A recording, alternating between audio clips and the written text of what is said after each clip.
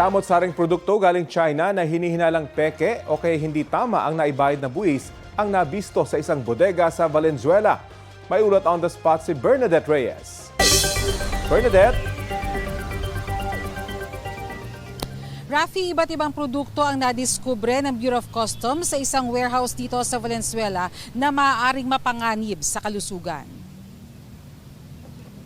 Kahon-kahon ng mga gatas, kidney gummies o supplement para sa kidney, eye drops at toothpaste na maaaring walang certification mula sa Food and Drug Administration ang nadiskubre sa warehouse sa Kanumay, Valenzuela City. Bukod dito, may samot-saring electronic devices gaya ng tablet, baterya ng cellphone, solar panel at iba pa ang makikita na maaaring hindi raw nagbayad ng tamang buwis. Nagkakahalaga ang mga ito ng 174 million pesos.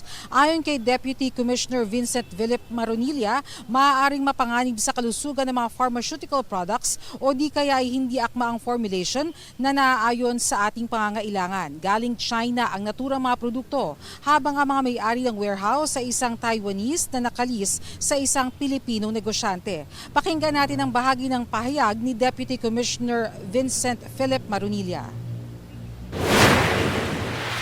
Sa ngayon ho, itong mga gamit na to, hintayin namin yung submission ng mga may-ari. Pag hindi ho sila nakapag-submit, yung mga kinakailangan po ng permits talaga from FDA at ibang regulatory agencies na hindi makakapag-produce, sisirain ho natin yan.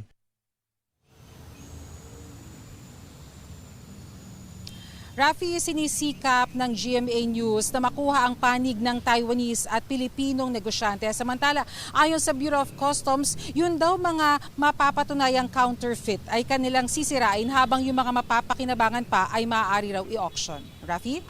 Maraming salamat, Bernadette Reyes.